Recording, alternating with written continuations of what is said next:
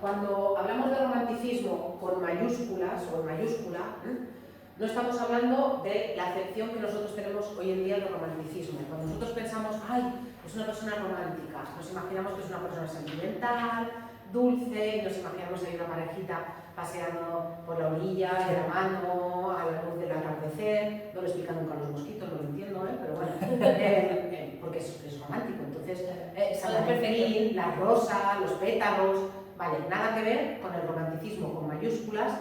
Sería ese movimiento cultural, no solamente literario, sino también cultural, porque implica una nueva visión del mundo y una nueva visión del arte heredada de la Revolución Francesa, que, como os he dicho, tiene el lema ese de libertad, igualdad y fraternidad. Nos vamos a quedar con lo de libertad, que es lo que más nos interesa para el romanticismo, y que tiene lugar más o menos en la primera mitad del siglo XIX, aunque hay países como, sobre todo, Alemania e Inglaterra, que tienen ya romanticismo en las dos últimas décadas del siglo XVIII.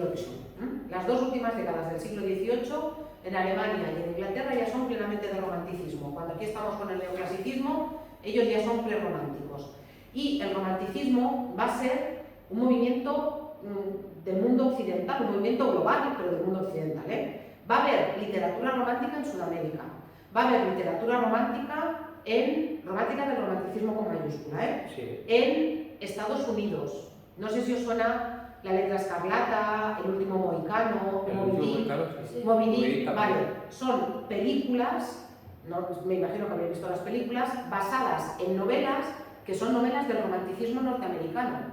Va a haber romanticismo en Italia, en Rusia, en Alemania, en España, en Portugal. ¿Y el nombre de romanticismo por qué? El nombre de romanticismo porque en principio viene de la palabra romance, que en principio no significa romance de amoroso, sino que significa novela larga, historia larga.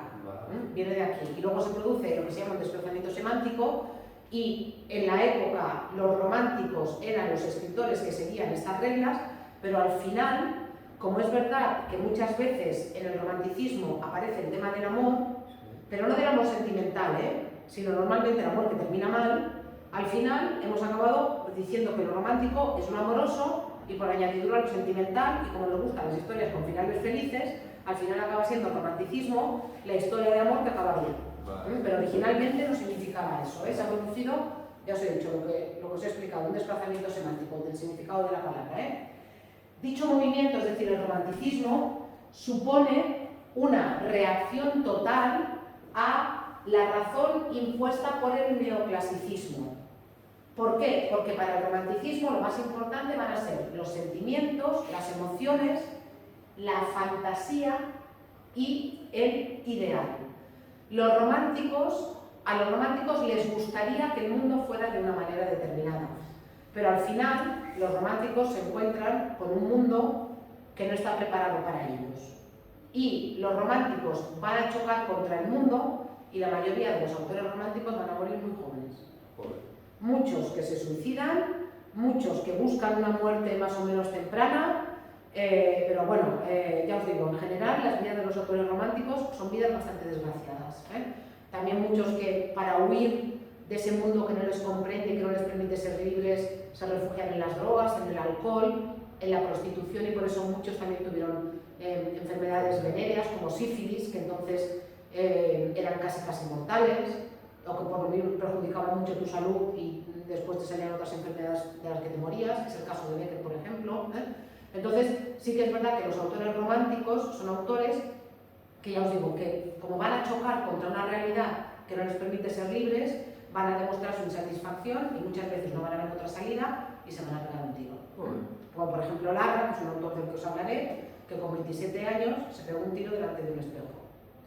Parece ser que para llevarse como última imagen a la tumba su propia cara de horror cuando le entrara la bala por la sien. Parece ser, porque no le podemos preguntar porque se murió. Se murió. Vale. El romanticismo en España, también como os he explicado, llega tarde y mal, Y llega tarde, ¿por qué? Pues fundamentalmente por cuestiones políticas, porque hasta que Fernando VII no muere, no deja que entren las obras del romanticismo ni las modas que se estaban dando ya en otros países, porque le da miedo justamente que las ideas revolucionarias, y el romanticismo es muy revolucionario, le da miedo que las ideas revolucionarias caigan en España. Pero eso sí, luego tiene un rebrote en torno al año 1860 con el romanticismo y fundamentalmente con la figura de Gustavo Adolfo Bécquer. Yo os invito a que veáis estos dos vídeos en casa con tranquilidad, donde se explican las características del romanticismo, pero por si acaso no se veían, las tenéis aquí explicadas. Mirad, aquí tenéis las características divididas en dos bloques. Por una parte tenéis las características que son de la mentalidad romántica en general, para la vida, digamos, y luego tenéis las características de la literatura romántica. ¿Vale? ¿Cuáles son las características de la mentalidad romántica? Bueno, la primera es el deseo de libertad.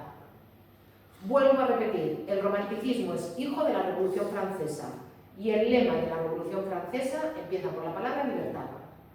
Pero pensar cómo de difícil es ser libre hoy en día, pues imaginaos ser libre hace 230 años o 220 años.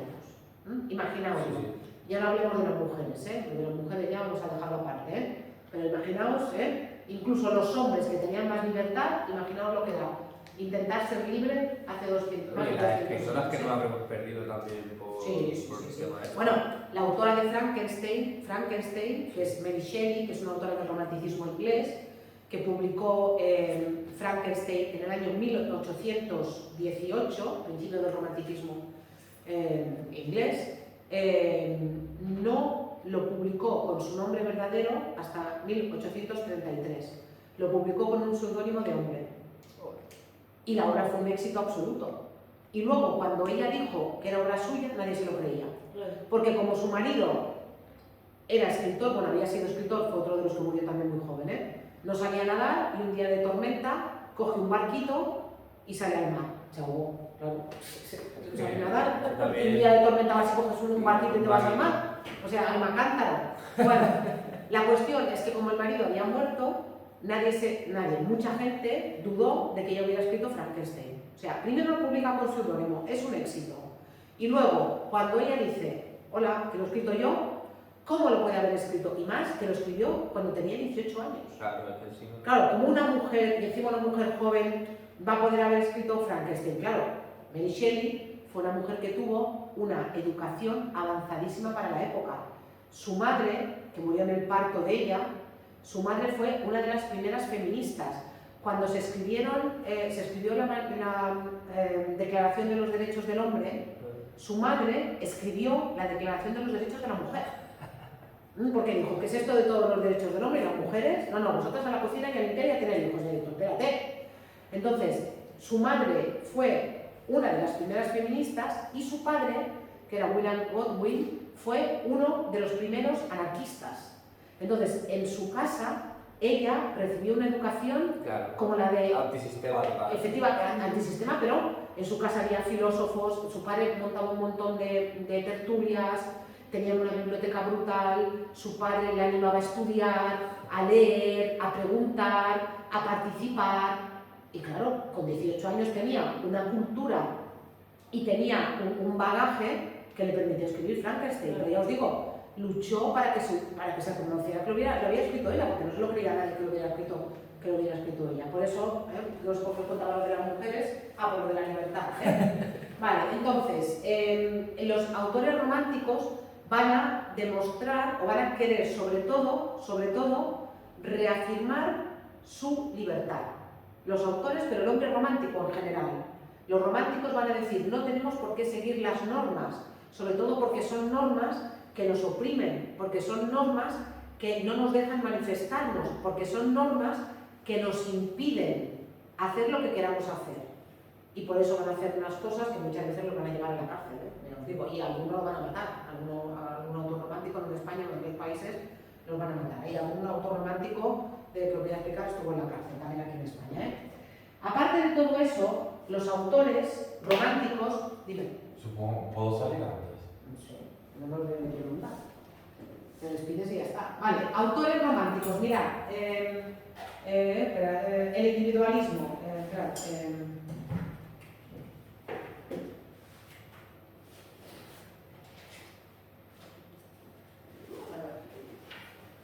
vale, mirad este cuadro. Este cuadro es uno de los más famosos. Lo hemos estudiado en social. Ah, pues ya está. Pues entonces, ¿me podéis explicar por qué este cuadro es romántico?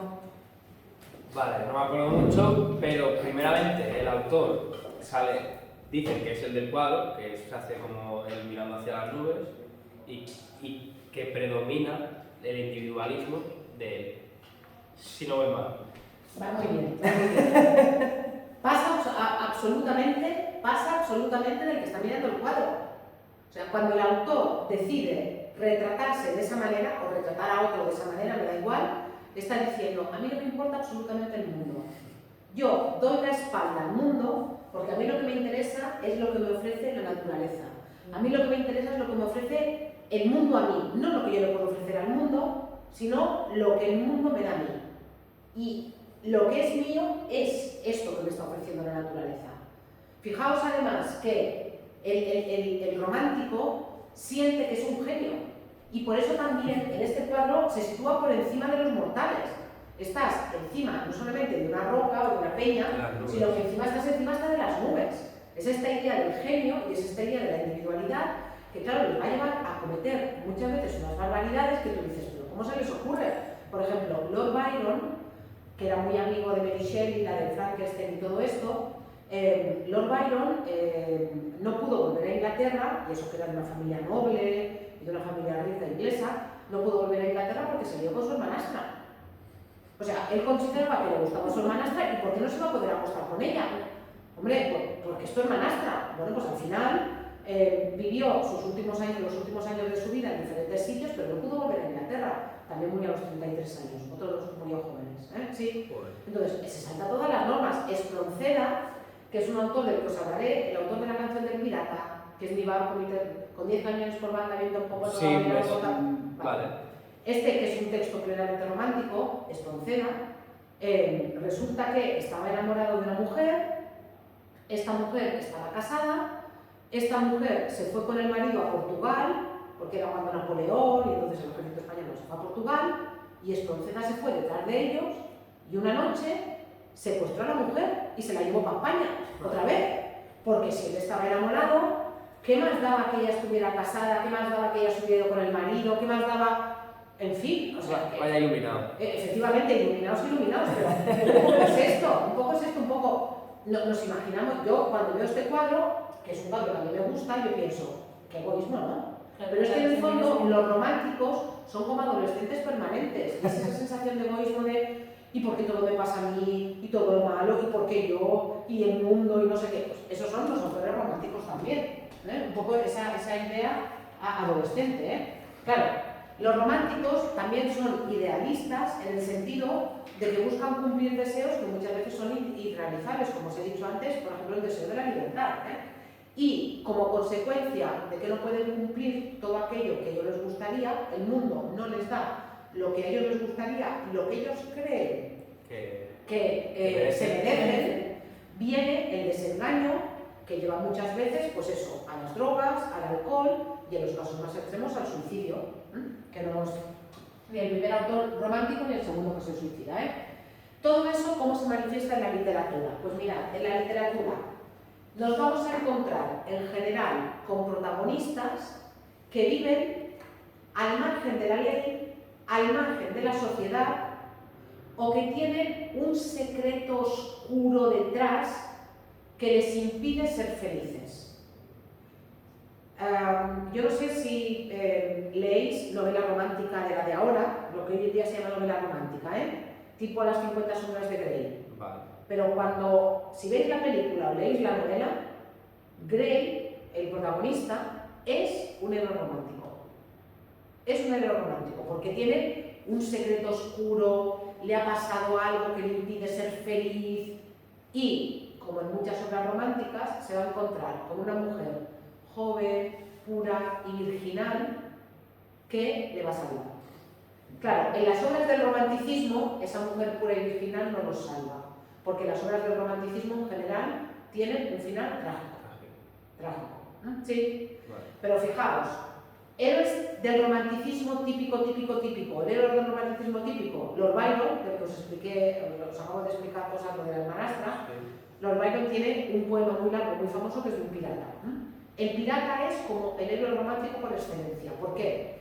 Porque va en el mar, que es el símbolo máximo de libertad, porque hace lo que le da la gana, porque no tiene ni un rey, ni una patria, ni un estado, no paga impuestos, hace lo que quiere. Claro, eso está muy bien, pero perdona, ¿cuál es la cara del pirata?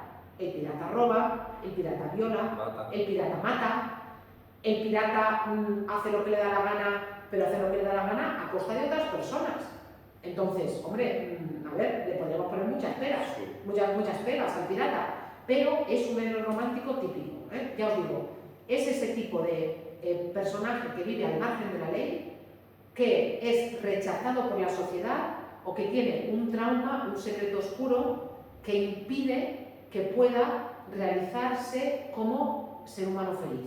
Lo veremos también cuando veamos el teatro, lo veremos en el caso de Don Álvaro, que es el protagonista de Don Álvaro, la fuerza del siglo. Como la literatura del romanticismo propone la libertad, atención, todo lo contrario del neoclasicismo. Van a mezclar dentro de la misma obra diferentes tipos de versos, lo que se llama la polimetría, pero incluso dentro de la misma obra van a poner fragmentos en prosa y fragmentos en verso. Para que veáis lo que les da la gana. Mirad, por ejemplo, este texto de aquí. Este texto es la canción del pirata. Está todo escrito en verso, pero esto es polimetría. Mirad, versos más cortos, una estrofa más larga, pero con versos más cortos. Estribillo, versos más largos, pero una estrofa más pequeña. O sea, él escribe como le parece. A veces utiliza una rima determinada, a veces otra rima determinada, en fin. La libertad... O sea, no sigue una estructura... No. En general no. En el teatro, en contra del neoclasicismo, rompe por completo la regla de las 3 unidades. ¿Os acordáis de que lo que habíamos visto en el Sí de las Niñas? Pues ahora todo lo contrario. Entre el principio de la obra y el final de la obra pueden pasar 20 años. Hay continuos cambios de escenario. Incluso muchas veces esos cambios de escenario vienen ayudados por efectos especiales. Ya hay teatros cerrados, ¿os acordáis del siglo XVII, de las comedias? En el siglo XVIII ya empiezan los teatros y hay tramoya, o sea, son capaces de hacer que un actor salga volando con un arnés, son capaces de crear con máquinas ruidos como de tormenta, que se enciendan y apaguen luces. Entonces consiguen al final que a la gente le guste mucho ese teatro porque pasan muchas cosas y porque hay cambios de escenario. Claro, y además hay acciones secundarias, no hay solamente una única acción, sino que también hay acciones secundarias. También lo veremos cuando lleguemos al teatro. Les encantan los ambientes nocturnos, tenebrosos, la aparición de la naturaleza violenta y desatada. Les encantan las tormentas, los cementerios, las ruinas, los paisajes agrestes, como hemos visto antes del Caminante entre las nubes del cuadro de Friedrich, ¿sí? Y además van a utilizar algo que hoy en día se sigue utilizando y que es lo que se llama la falacia patética. Una película, cuando hay un funeral, ¿qué tiempo hace? Llueve. Fijaos, la cantidad de películas americanas en las que están en un cementerio precioso allí, en el césped y tal, y todos con paraguas negros. Cuando el chico y la chica se conocen, en la playa, en un parque, soleado. Cuando se pelean, lo mismo, lluvia, tal. Cuando se pelean, tormenta normalmente. Y cuando están tristes, llueve.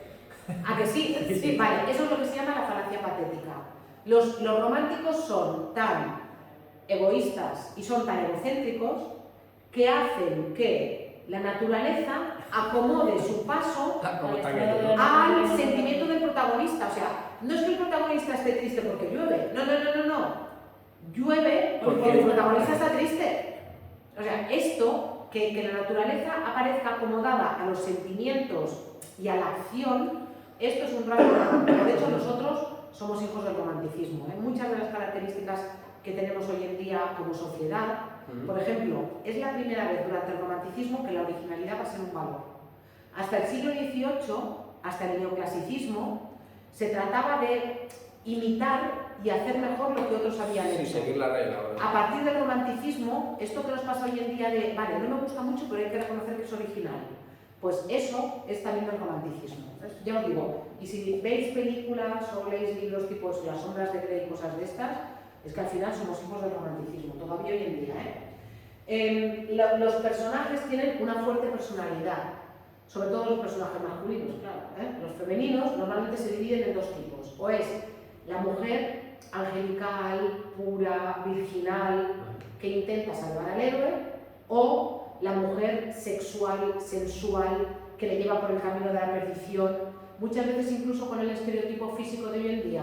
La mujer virginal, joven, rubia, ojos claros, piel pálida, la mujer pasional y sexual, morena, ojos oscuros, voluptuosa, hecha para adelante. Pues eso también es del romanticismo, o sea, ya os digo que somos hijos del romanticismo. Muchas veces la ambientación está en lugares exóticos o lejanos en el tiempo. ¿Por qué? Porque al romántico no le gusta la época que le ha tocado vivir. No sé si lo tenéis claro, pero es la época de la primera revolución industrial, es la época de las fábricas, es la época de los primeros trenes, es la época en la que se empieza a acelerar la historia. Y al romántico no le gusta eso. Y él añora un mundo mejor y se vale hacia el pasado. Hay muchas obras del romanticismo que están situadas en la Edad Media o países que los autores consideran románticos. Por ejemplo, los autores ingleses consideran que España es muy romántica y sitúan muchas obras en España. Los autores españoles sitúan muchas obras, por ejemplo, en Arabia, porque les parece que lo árabe es muy exótico. Otra vez, para las mujeres no, pero bueno, lo de siempre, ¿vale? Después, se demuestra muchas veces el romanticismo en el poco aprecio a la vida. Si yo no puedo ser libre, la vida no merece la pena ser vivida. Y por eso ya os digo que muchas veces esa frustración les va a llevar a la desesperación e incluso, en un rasgo extremo, al suicidio. Y, finalmente, aparecen muchos elementos fantásticos relacionados con el sueño y el subconsciente, porque es cuando en realidad somos libres. Cuando soñamos, nuestra conciencia no está sujeta a la razón, y por eso soñamos unas cosas que no tienen sentido y unas cosas de las que muchas veces nos escandalizamos. ¿Cómo he podido soñar esto? He soñado que mataba a no sé quién. ¿Cómo he podido soñar? Vale, ¿por qué? Porque la mente es libre. Muchos autores románticos, cuando se despertaban, escribían y a partir de ahí construían obras románticas. Entonces, todas esas son las características del romanticismo que la próxima semana vamos a ver en textos concretos. Y hablaremos también de Becker y luego también ya hablaremos del realismo. ¿Vale? Vale. Venga.